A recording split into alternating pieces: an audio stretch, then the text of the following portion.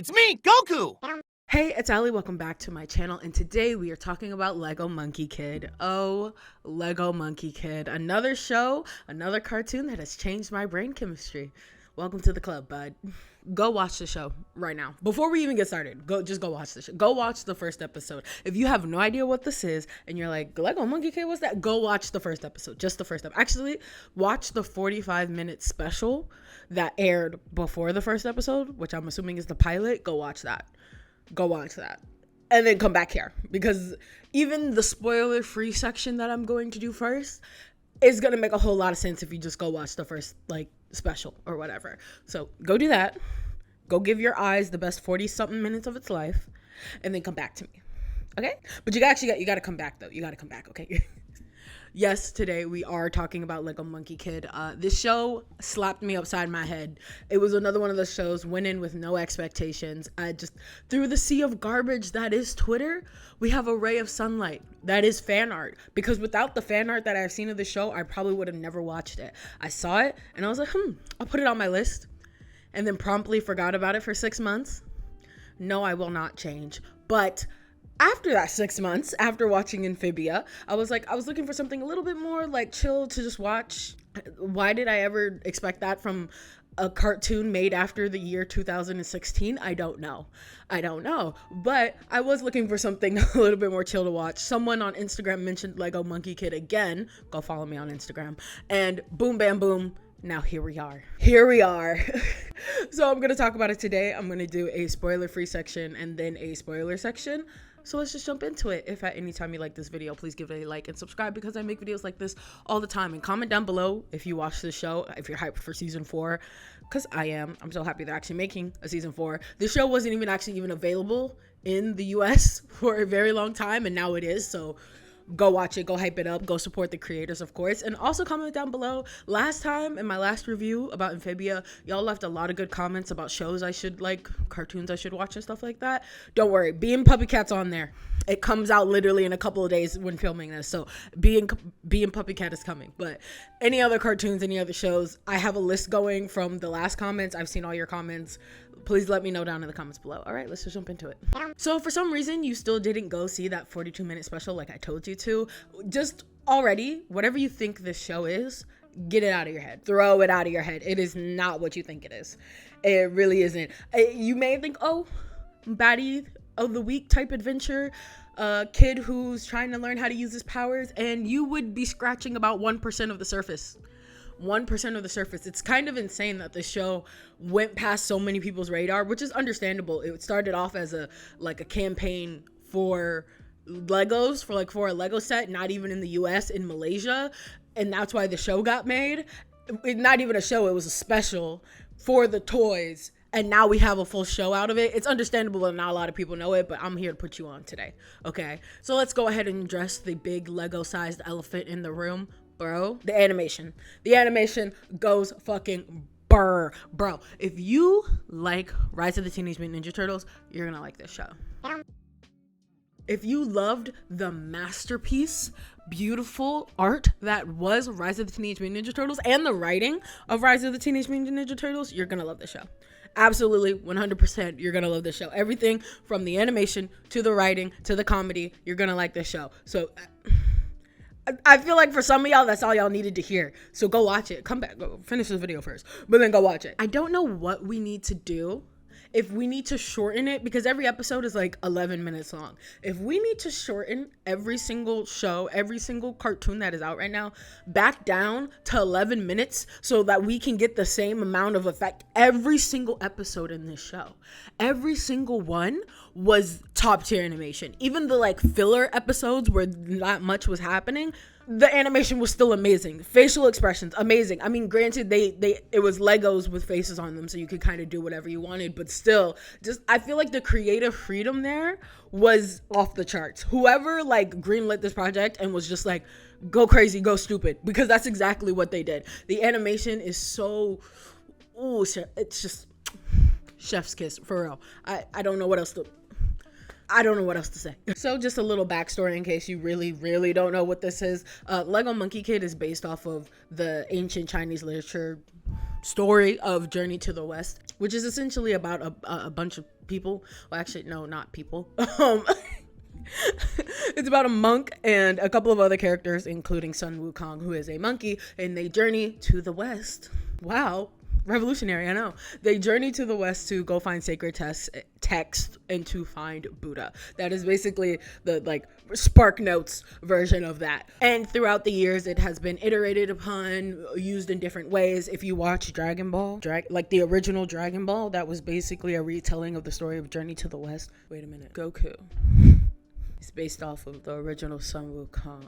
Goku, adult Goku, is voiced by Sean Schumel. Sean Schumel also voices Sun Wukong in Lego Monkie Kid. Oh my fucking god. I'm just kidding. I already knew that. Like, there's no way it could be a fucking coincidence. There's literally no way. If so, there's no way it could be. Like, it's too good to, like, not be a coincidence. I heard his voice. I was like, that's Goku. Holy shit, that's Goku. And my mind kind of just exploded. They did that one for the weebs. They really did. Whoever was in charge of casting for that, you know what you were doing. I see you. We're both weebs. Also, there's a lot of anime references in the show as well. JoJo's references to Avatar: The Last Airbender. The Yamcha pose. Always, that stays a constant. It's a running joke throughout the show. So there's no way that casting was a coincidence. But I just thought it was really funny to bring up. But this ain't even about him. It's not about Sun Wukong. It's actually about MK, who finds Sun Wukong's, the Monkey King's staff, and gets all of his powers. And now he has to fight every baddie of the week. I love MK. That is my child.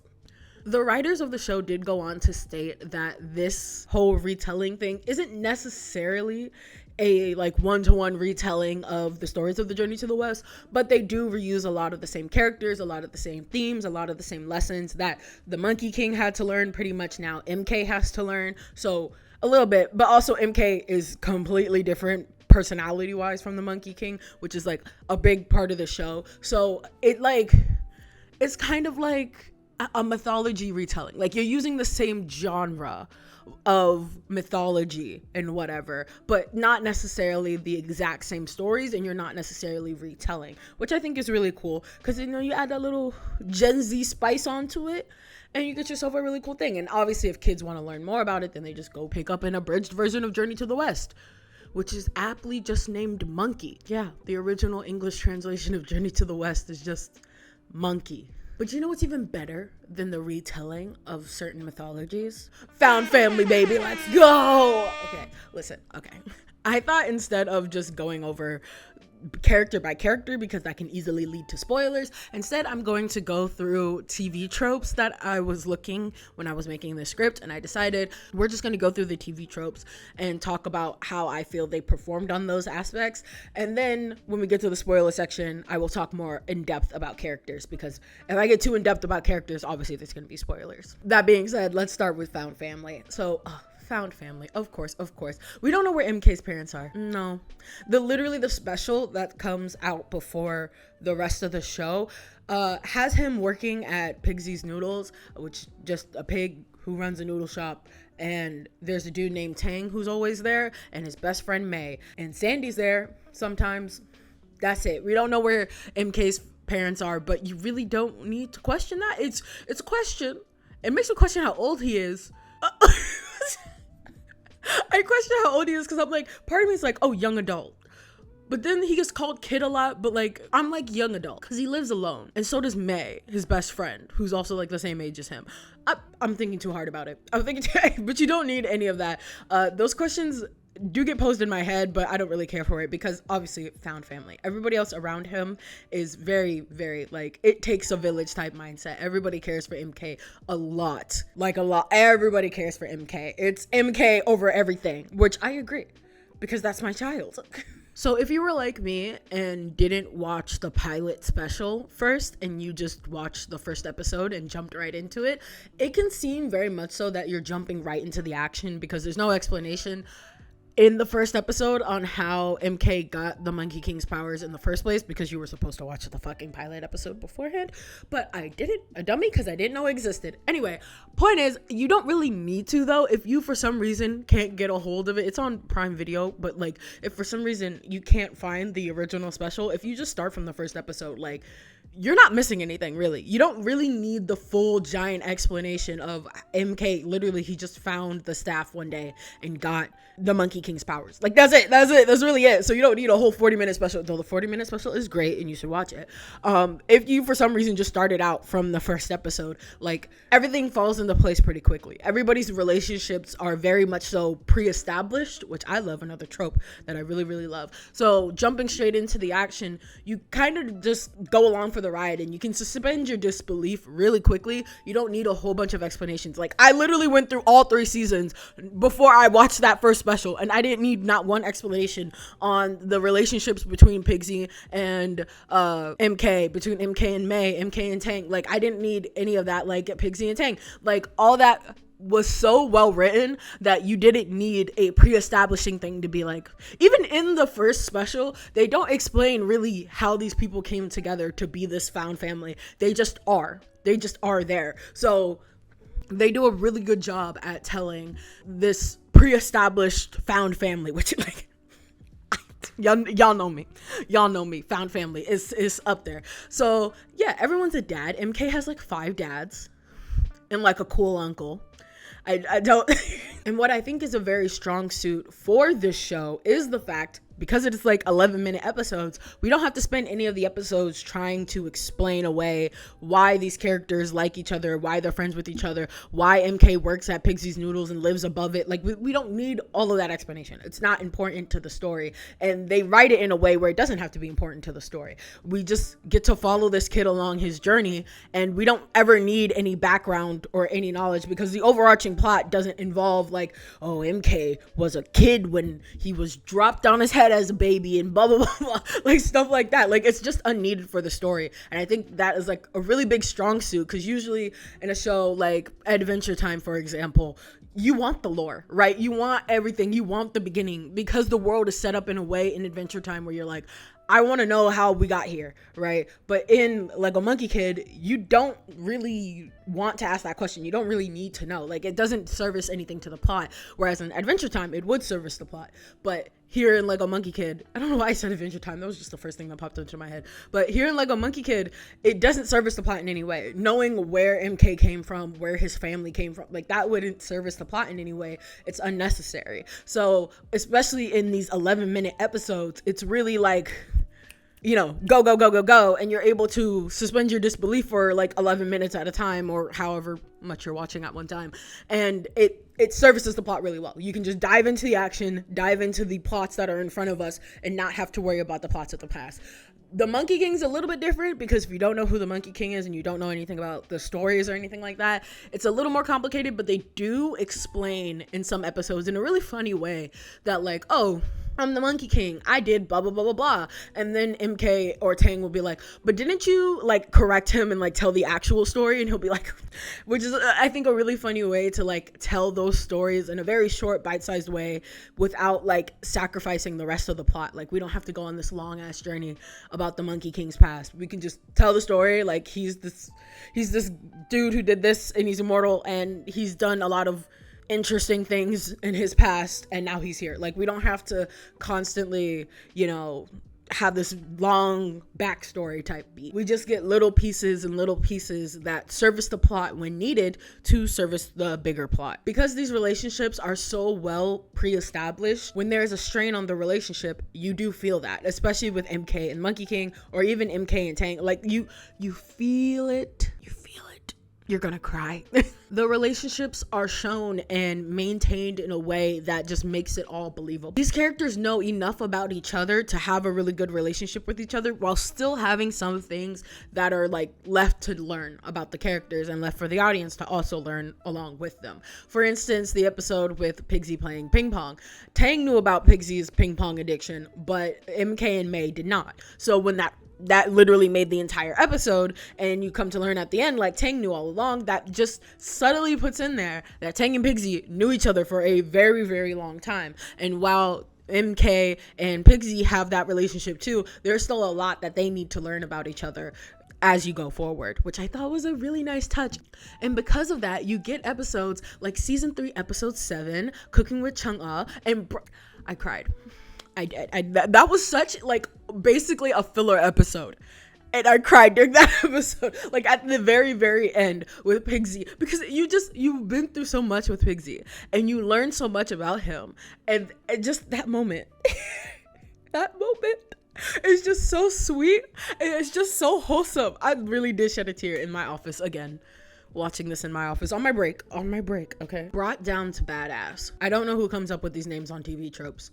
Interesting name to say the least, but essentially it's basically where the character starts off as OP, has their power stripped away from them, they get nerfed, and then they get brought back to OP again, brought back to badass.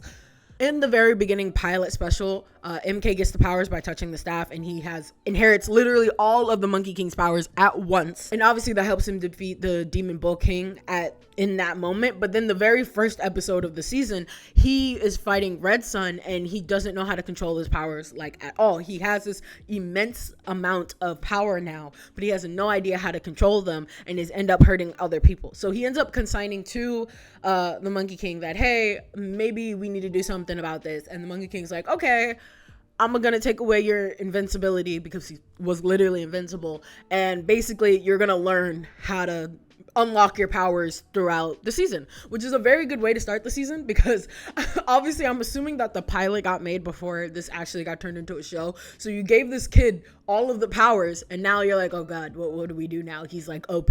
So stripping him of that powers to then give them back to him as the show goes on that was brilliant. It also gives the show a goal and a proper ending, because obviously the proper ending will be when MK has mastered all of these powers and obviously has saved the world, but more from a personal standpoint. It also was really good character writing for MK, because there are points throughout the series where MK feels genuinely powerless. Like, that is a recurring theme for MK, and it breaks my heart every time. Yes, it does. But he genuinely feels powerless a lot throughout the seasons, so it makes the times when MK actually does get new powers seem really have weight to them. Those scenes have so much weight to them, because he's able to overcome something, not just physically in gaining a new power, but also mentally, and though MK does grow mentally and physically, there are some things that never change about his character. Like, some things that wouldn't make sense for him to just magically get over for his character. Like, a really small thing is his fear of spiders. There is literally a spider demon that he has to fight constantly throughout the series, but he is constantly afraid of spiders. Like, that never changes. Though he does swallow his fear and end up fighting this lady on multiple occasions, he still is afraid of spiders, and that's never going to change. And that, I like that they stuck with that, and they didn't just, because that would be a really random quirk to just change out of his character. Same with the Lady Bone Demon, who is the overall big bad of these 3 seasons. He is constantly afraid of her. Actually constantly afraid of her. To the very end, he is very afraid of her, except for maybe the last conversation they have together. He is actually afraid of her, which gives this villain a lot of weight in the story. MK is also very overly optimistic. He constantly wants to see the best in both people and the world, and believes that good will win out in the end, no matter what. And his spirit is literally never broken. God, I hope it never does, because oof.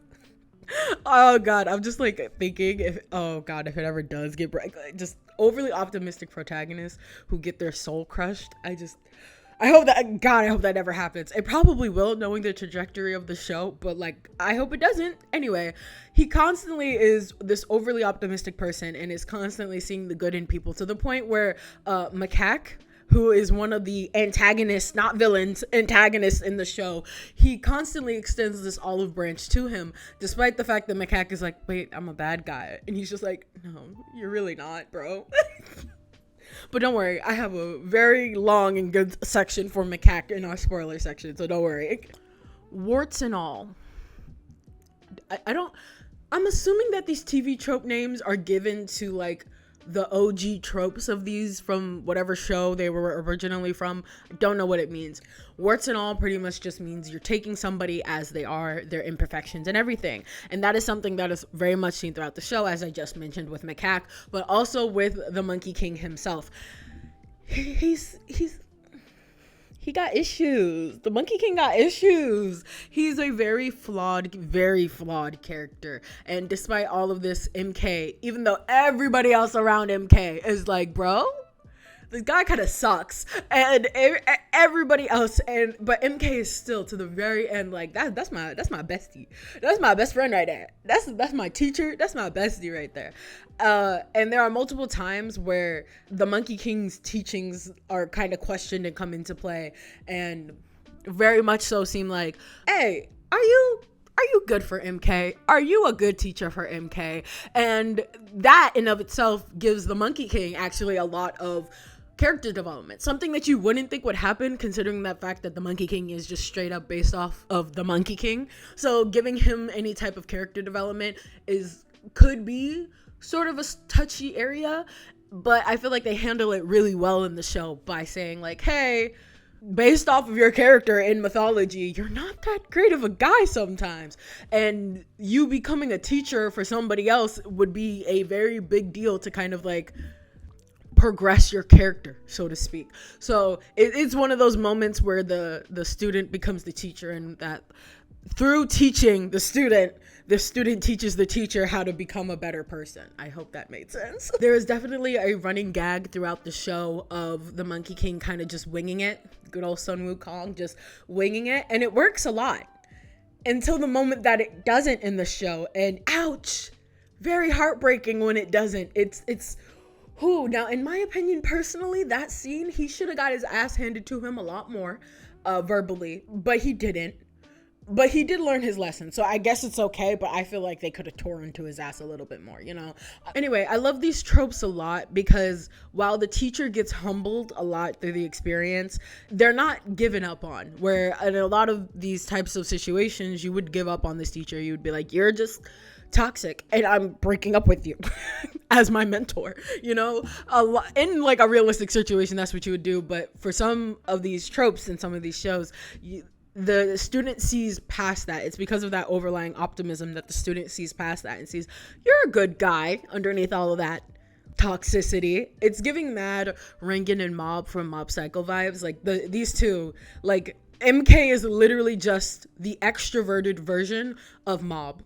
Like he really is. Like if you really, really think about it, he really is. Overall, this show really does just take you. It takes you for a ride. So if you're gonna watch it, you better strap the fuck in. Like for real.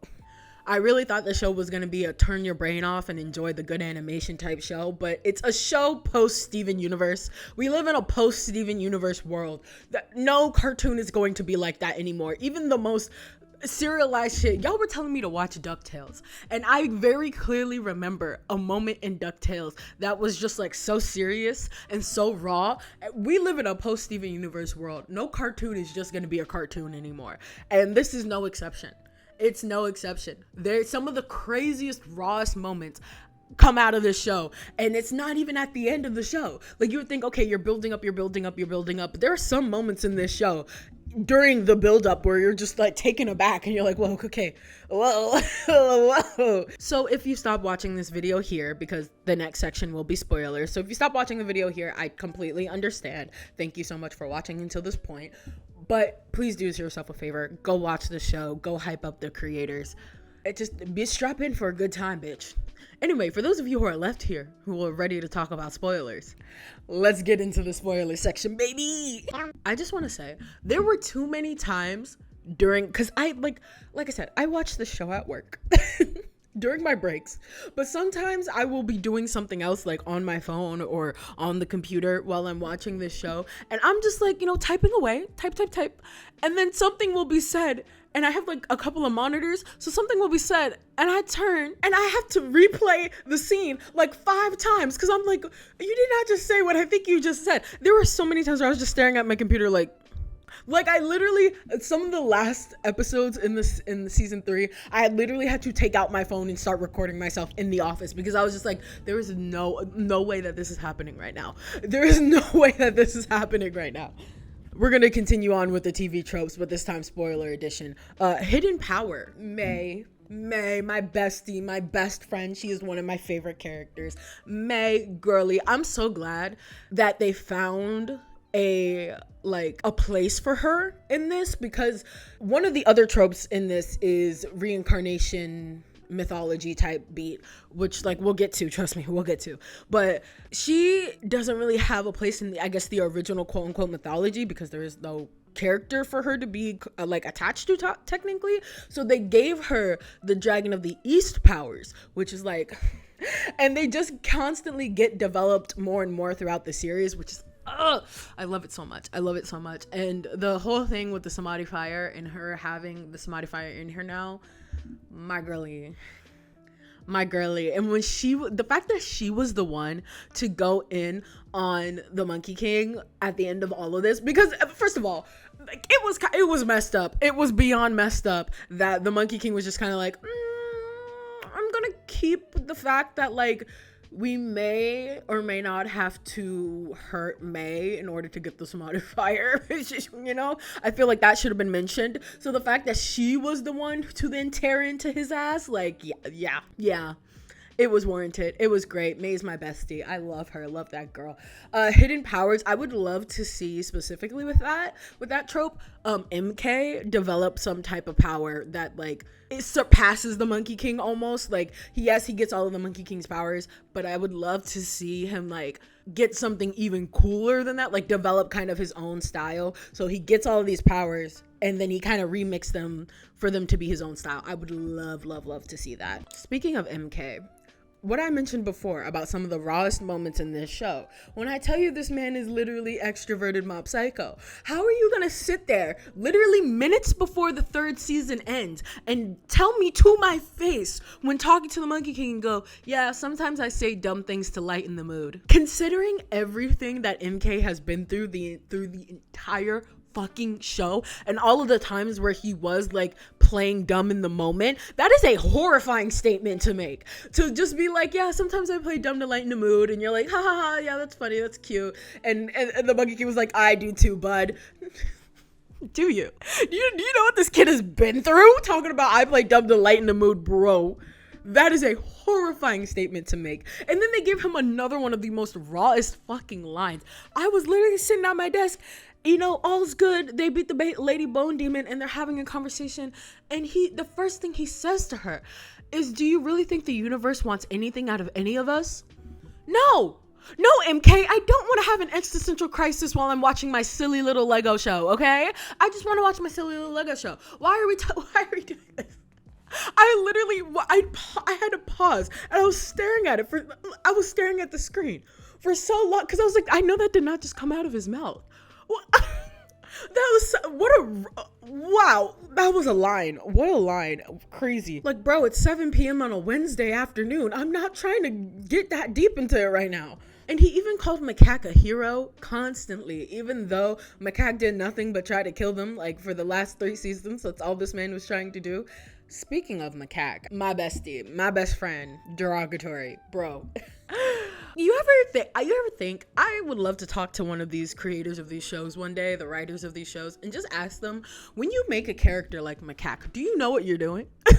Like, you have to know you have to know at this point that a lot of these cartoons are gonna get fandoms, and when you make a character like Macaque, you have to know what you're doing.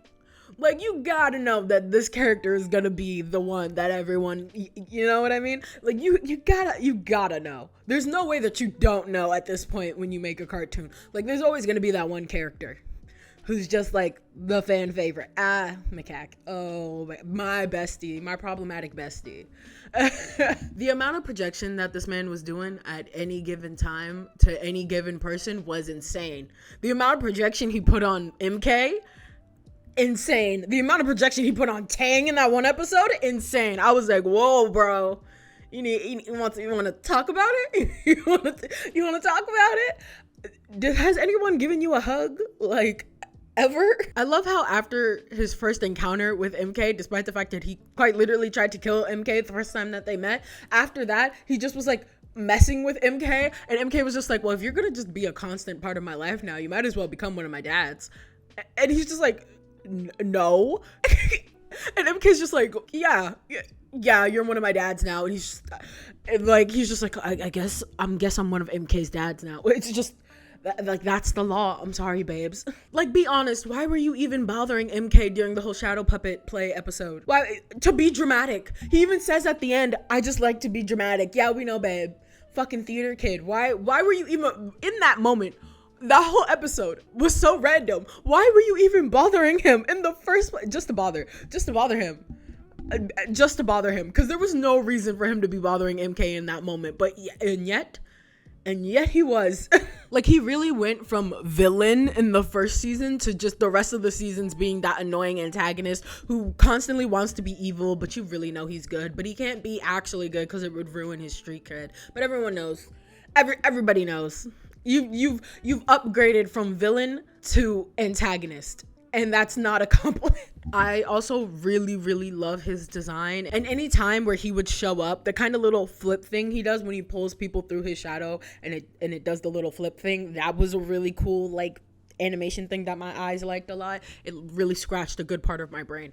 And also the episode where he splits the tea into like two different like dimensions, I guess. I don't even know what to call it, but he like splits them up, and the way that he splits them up, that was really cool. That was really, really cool. And then of course the powers he gets when he gets taken over by the Lady Bone Demon, also very, very cool. Speaking of people who are very, very cool, I'm queen of these transitions. We have Red Sun, my bestie, that whole family. I love them to pieces. I love them to I want to cosplay literally every single one of them in the fan, even Bull Daddy. First of all, again, you writers, you have to know what you're doing. Bull Daddy, really? Demon Daddy, really? Even though MK was the one to say it, are you serious? Demon Daddy. Y'all said it, not me. Anyway, for me, Red Sun is my little Death the Kid. He's literally Death the Kid. Death the Kid from Soul Eater. They literally same personality. They're the same person. They are quite literally the same person. He's that little emo kid that you would always find at the back of Spencer's because Hot Topic was way too mainstream for him. Okay, maybe not the back of Spencer's because his mother would never let him back there. But like the middle part of Spencer's where all the piercings are, but he would never actually get a piercing. He would just look at it. That's where he would be. And when you ask him like, oh, why didn't you go to Hot Topic? He'd be like, it's too mainstream for me. That's Death. See, I almost called him Death the Kid. That's Red Sun. But of all the designs in the show, he was definitely my favorite. I like that his hair caught fire. I like the little singes at the bottom of his coat. Like they're all ripped up and singed because fire. Duh. Okay, Generation Xerox, bro. I don't even know what this originally meant, but it's pretty much just found family throughout the ages, a good reincarnation. We love a good reincarnation, babes. Reincarnation is essentially found family that spans generations. When the second they even remotely teased the entire like past lives generations thing, I lost it. I was like, yes. And they still haven't yet to really explore all of that yet, which is what I'm hoping for the next season. I have a bunch of theories in my head about the next season, but I'm hoping that one of the things that they do in the next season is explore this kind of whole past life things, because I feel like, especially Sandy, but with Pixie and Tang, there's so much more we could have explanation for their powers and stuff, because we get their powers at the very, very end, but it would be nice if we get to see them kind of explore that, maybe with MK. That would be really cool. Explanation, like, it's a lot is said through subtext in this show, with especially the Monkey King having his little book that had the like whole crew, the original crew in there, and like he very obviously kept that as a keepsake. The man is lonely, like that is the subtext of it all, and I would love to see that further explored in the next season. In fact, the only actual concern I have for the next season is how they're going to top the Lady Bone Demon, because the Lady Bone Demon, she was a top tier villain. She really was. Instilled fear in everybody. Literally possessed the monkey. That possession. Ooh. I would have loved to see that fight drawn out for a little bit longer between possessed Sun Wukong and Macaque. I would have loved to see that drawn out for a little bit longer. But the Lady Bone Demon, she was such a top tier villain. I don't know how they're going to like continue on with that. I can see how they could. It involves time travel, not with the Lady Bone Demon, but with their past lives and shit, that would be really interesting and cool to see. But I have faith. I have faith that they're gonna, like, whatever they do, it's gonna be great. But like the Lady Bone Demon, oh my god, her design, her everything about her. She kept her cool and collectiveness until the very, very bitter end. Even when she was like quote unquote losing before she possessed Sun Wukong, like she keeping your cool. And when you can keep your cool, I love that. I love that so much. I love her little henchman dude, the mayor, who wasn't really the mayor. I actually really liked his character until he started speaking. I don't know, his voice, it was too much. They were giving him too much. I would rather he stayed a quiet henchman, but you know, I get it, especially he had to explain for the sake of plot to the rest of the characters, but like his creepiness throughout the entire series. I love a villain who has their plan span, I love villains who have their plans like spanning multiple like generations. They have their plans, bro. I love that, where their plans have just been so deep and been just so embedded for so long that you literally have to undo years and years and years of work in order to beat this person. Like, I love that shit. I love that. Give me a villain who knows how to plan. She got a planner, she got a notebook. Like, I know she's been planning and plotting. In conclusion, I love this show. This show has quickly worked its way into being one of my faves that I'm going to be thinking about for a very, very, very long time. I had so much fun doing the makeup today. I hope you enjoyed this video. Thank you for watching all the way to the end. You're awesome and amazing. If you're looking for any of my other videos, I did a whole review on Amphibia, the Rise of the Teenage Mutant Ninja Turtles movie. I talked about 2 webtoons at this point, a bunch of webtoons. I did a couple of webtoons videos and a whole bunch more that will be linked here when the video ends. So thank you again so much for watching. If you want to reach me on any of my social medias, Instagram and Tumblr and Twitter are the best places to reach me. They'll all be linked down below. Thank you so much for watching. Tell me what you liked about the show. If you got this far, I'm assuming you watched the show, so tell me what you liked about the show in the comments below, and I will see you in the next video. Peace.